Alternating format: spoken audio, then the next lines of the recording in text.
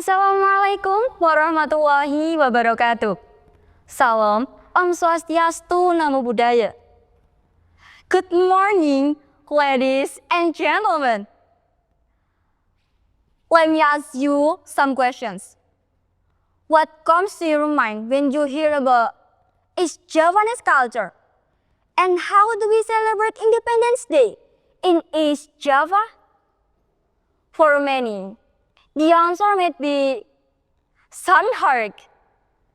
Now imagine your house is the match. Imagine your joy turning into someone else's suffering. Imagine demanding justice, but instead you are blamed. This is the dark reality behind what some now call a celebration.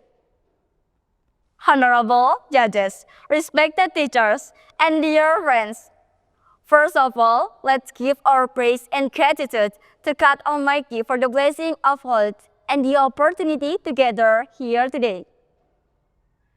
My name is Chintya Jingga, and I'm proud to represent State Vocational High School 1 Plosoklaten in this speech competition.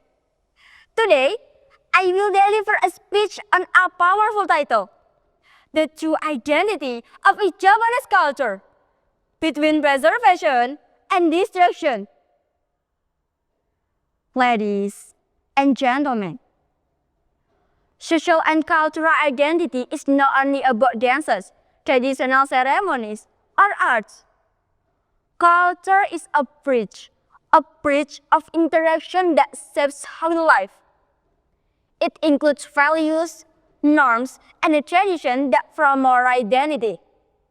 East Java is rich with beautiful traditions. We have wayang, ludruk, ponorogo, remo dance, jaranan, and many more. But sadly, our true culture is fading. Why is it fading? Why do people forget their roots? Because they take their own culture for granted.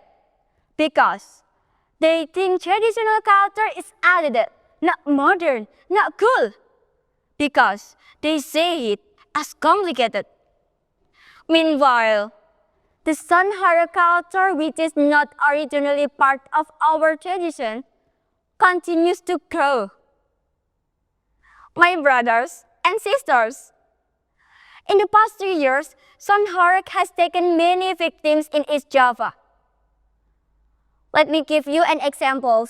In 2024, there is an incident that shocked us. A crew member was electrocuted during a carnival preparation in Flora, and the spectators were injured by falling sound equipment. In another case, a 5-meter high sound system collapsed and crashed two people. Furthermore, some residents who reported the noise were on attack. We can certainly agree that culture is a matter of diversity, tolerance, and togetherness. We are also aware that activities like parades and carnivals have fostered the community's economy. So, that its implementations can go hand in hand with public comfort.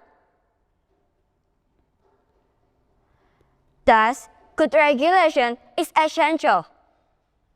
Ladies and gentlemen, I want to bring an important point.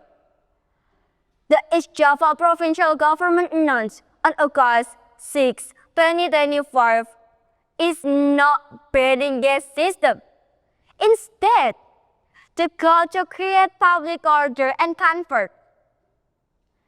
This regulation establishes clear decibel limits to ensure that everyone can enjoy their activities without disturbing others. It sets a maximum of 120 decibel for static sound system and 25 for mobile ones. So, let's be a community that obeys the rules and maintains togetherness. Ladies and gentlemen, East Java is not about noise. East Java is not about danger. East Java is about beauty, wisdom, traditions, and art.